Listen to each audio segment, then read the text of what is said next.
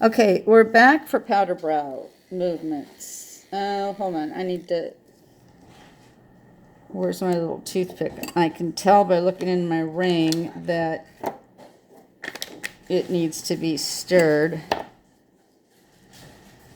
I will stir it with my manual shading tool because that's called using what you have at hand. All right. Now, I often do machine work. I want to show you something that just happened. I just nicked myself, well, didn't really nick, with my machine, with the needle. So, obviously, if this happened at work, I would re-glove. I didn't feel it at all. And the needle is depressed. I don't know what made that. Oh, it's sticking out a little bit. So, yeah, I would have stopped the procedure and changed out the needle and my glove, but I'm not doing that here. All right, so the basic idea with powder brows is that you're moving very fast like this with your machine. Very fast and very light.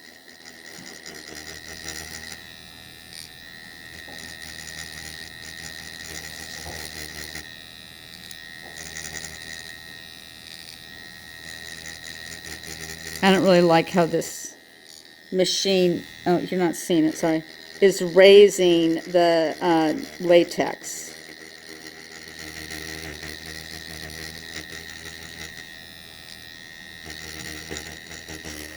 Whoa.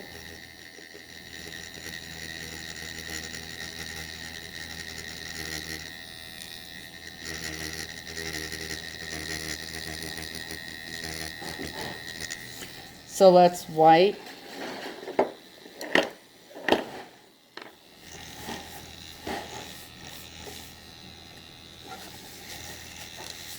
And you can see that there's been hardly any pigment pickup.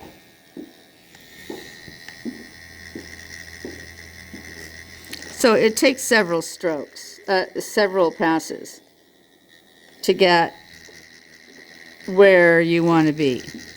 And I don't want to go into much instruction here because I don't want this to be how you learn to do powder brows, is by watching me demonstrate something.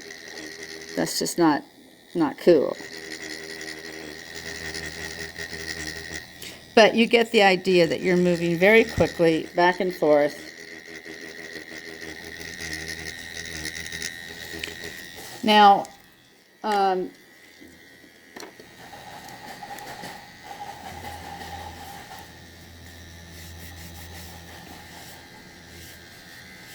I'm not going to give you any of the theory behind this either, so I'm not telling you anything. But I am going to switch, yeah, I'm going to add more pigment. I don't like this thinned out pigment. Sorry. I'm using these old SUP pigments from Fee, and some of them clearly need to be put in my agitator. So I'm stirring this up with a toothpick.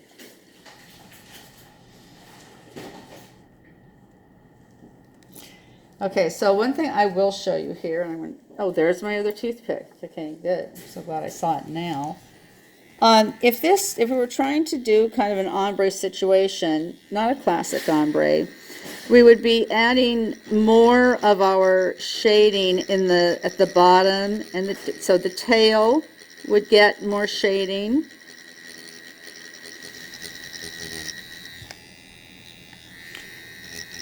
The bottom would get more shading. Actually, I'm going to just do the whole thing so that I can make more of a point.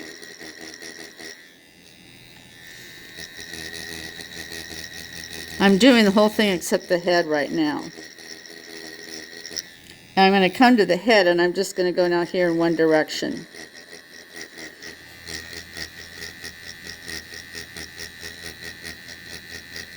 That's going to help keep that head light.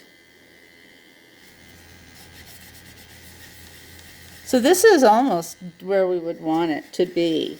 But let's say that we wanted to have more of an ombre feeling to it. So then what I would do is, again, I would be darkening the tail.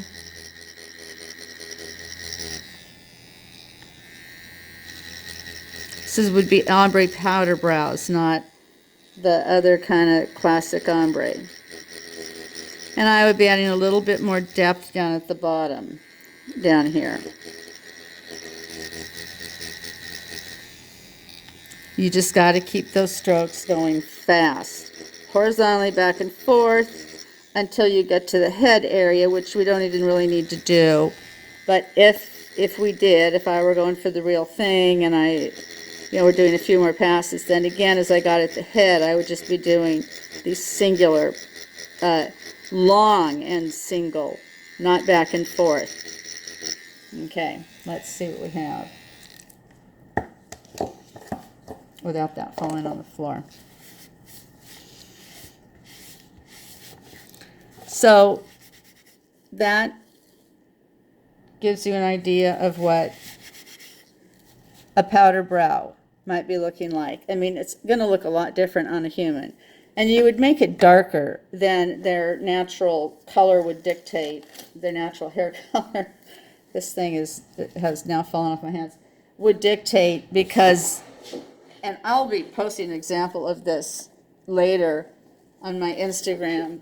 You cannot believe how much this stuff can fade. So I'm going to stop this here. No, I guess I can keep going. I just need to get a glove on. I'm going to show you a little bit of a classic ombre, which I really need a darker pigment for. All my real actual stuff I work with is at work. Let me see something here. What's this? Sorry for that noise. That's just... Okay, so that my Arabian... No, it's still all separated. Okay, well, stirring it up. So when you do a real ombre, a classic Brow Daddy or Brows by Lenny, and I am certified in those techniques, that kind of ombre technique, you typically will employ the use of makeup. So that, and I have nothing here to demonstrate that with, but I mean, I could go get my makeup out of my makeup area. But you'd fill in the brow with the makeup, and then you would put concealer on the outside, because you can't use, and I even do that with a powder brow, you can't use your typical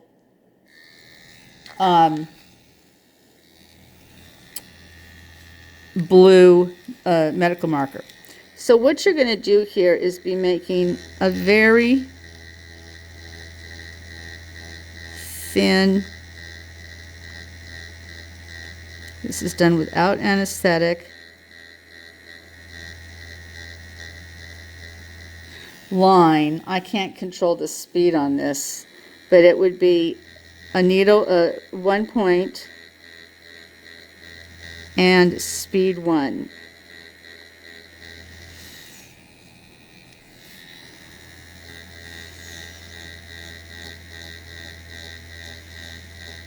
And you're just going in very short little movements.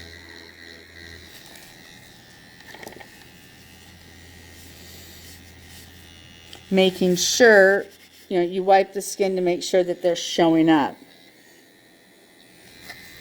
On real skin, they don't end up looking all choppy like this.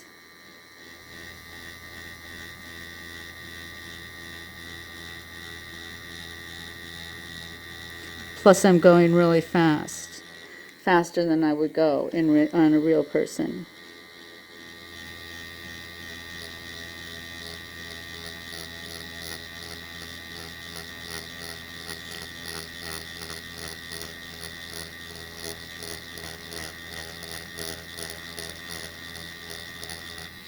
And that's also thicker than I would do on a real person.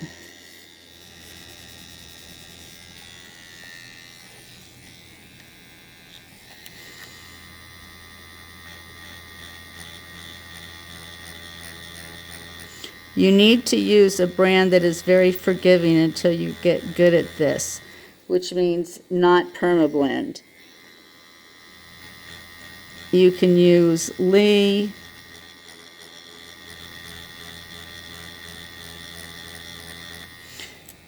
Because any little, and this is just soup, so it's pretty forgiving. But something like permablend, which is really very good for this kind of ombre, is not forgiving. Okay, now as I'm approaching the head,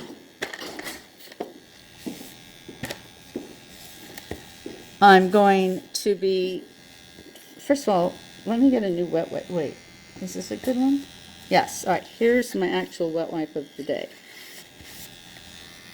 As I approach the head, I am now going to be going in lighter and one on just kind of unidirectional. And notice how I am extending beyond the head of the brow on the latex. All right, that is the outline of, and that is done without anesthetic. Then you would do scratching, which is hard to show.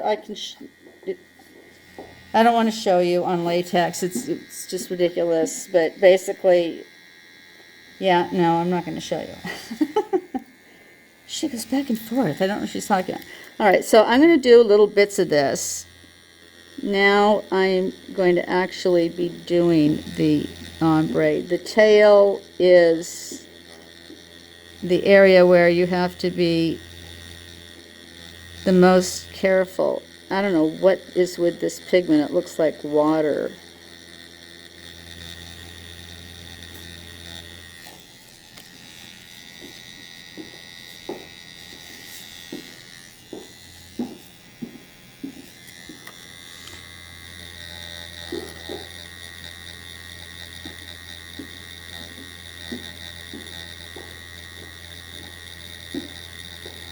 So I'm reinforcing my outline, and then I'm getting in there and just going back and forth really rapidly.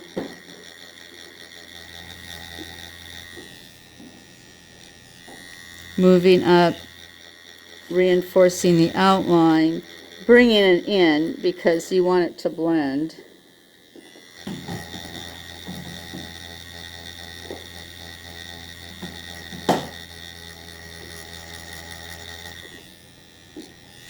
And then very rapidly now, very rapid movements to fill that area.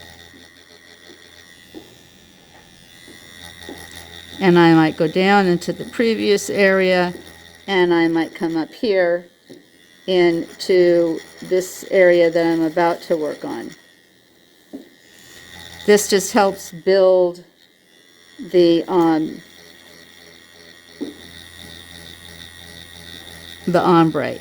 Now I would have done the outline in a 0.181p, talking in terms of a simplicity machine. And I would be doing this right now with a 3. This, what's in here, is a 3. And I normally wouldn't do an outline with a 3, but I just don't want to switch my needles in and out here. Especially with this cheapo machine, I don't have that many. But I don't know if you can tell. See, I'm not getting a lot of saturation. So this means there's going to be multiple passes. The only place where I got much saturation was down at the tail, but even it wasn't perfect.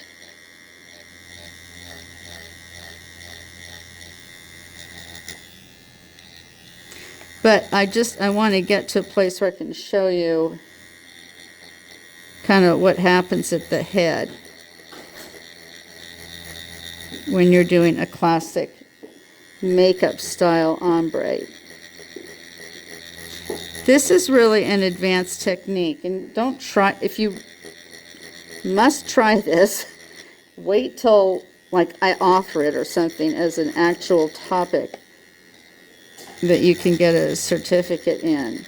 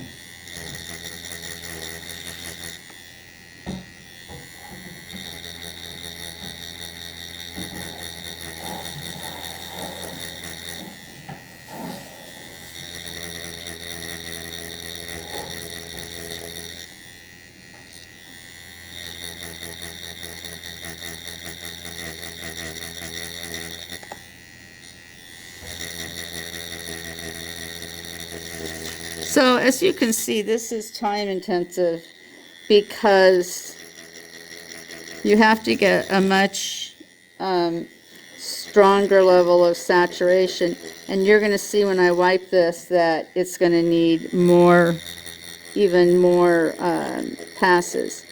But the thing that I'm wanting to show you is what we do at the head, because the whole, what the word ombre means is shadow.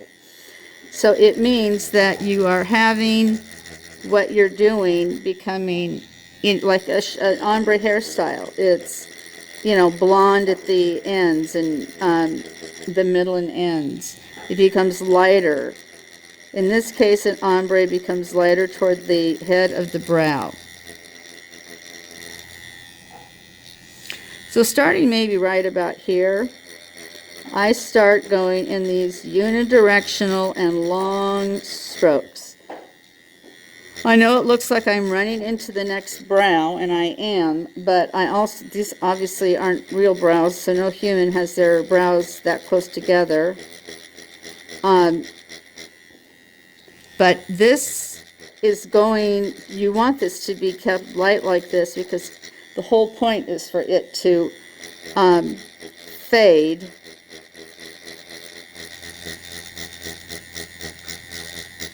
All right, in a way that's much lighter than the rest.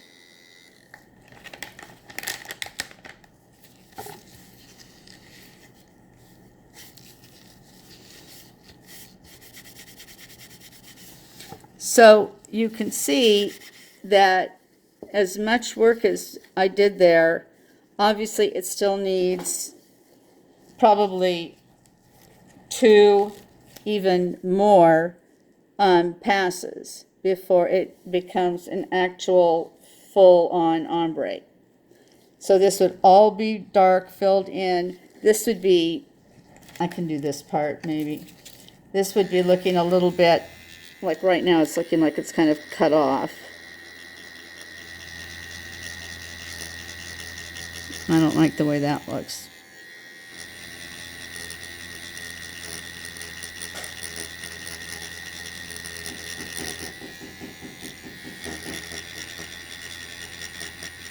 I'm just going in one direction here, whether you can tell or not, I don't know.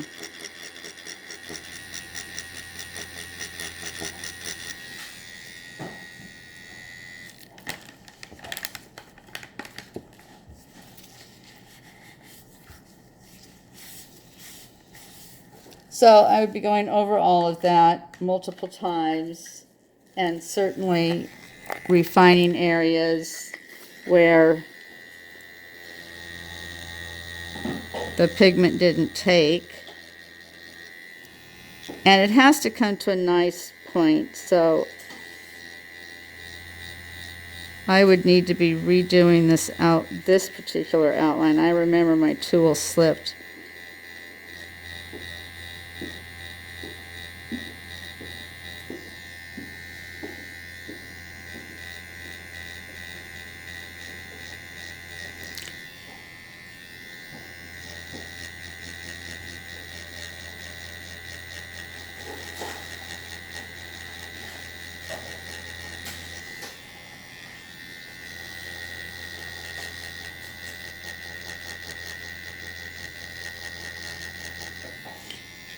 So, I mean, I didn't mean to, but it looks like I'm doing a second, a second pass. This will not be complete either, but, you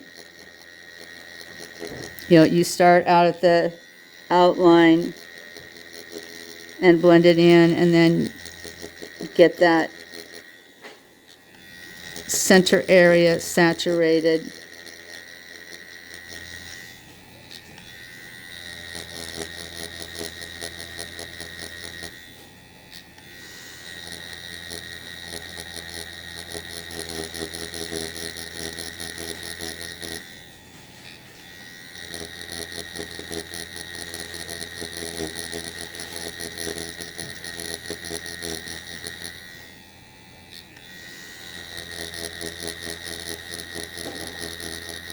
You see how I start at the outline?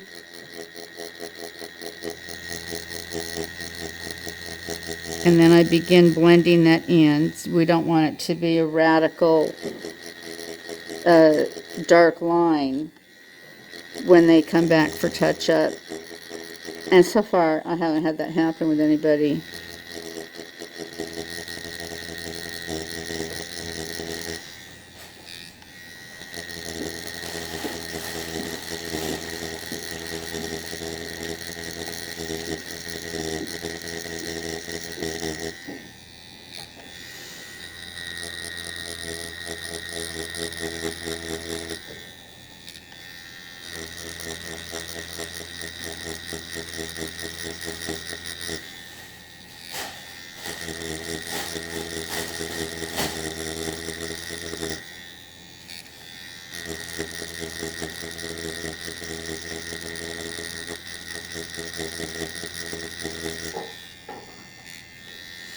And then here is where I'm going to start just doing the unidirectional longer strokes.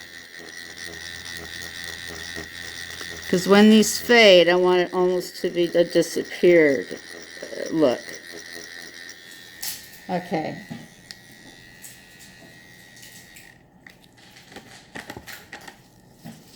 So it's still not going to be saturated enough. That is not saturated enough to be an ombre, but it gives you an idea. So,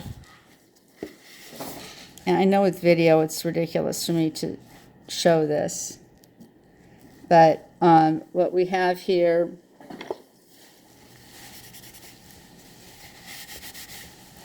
so we have microblading with manual shading, microblading with machine shading,